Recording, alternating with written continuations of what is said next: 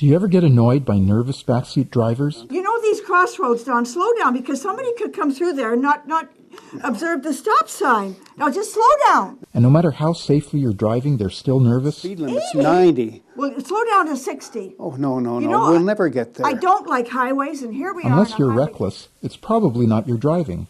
Some people have an anxiety or worry disorder where they get phobic to driving and can start to get panicky, especially when they're not in full control as the driver. This backseat driver syndrome might be part of a condition we call agoraphobia, when people get super nervous and have trouble handling situations when they fear they're trapped, typically when driving in a car, especially on the highway. Really, they're suffering from agoraphobia.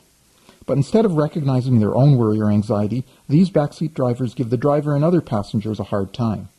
The good news is there's help available, and with the right treatment, it's easy to get these backseat drivers to learn to relax and get them off your back. It may even save a marriage or two.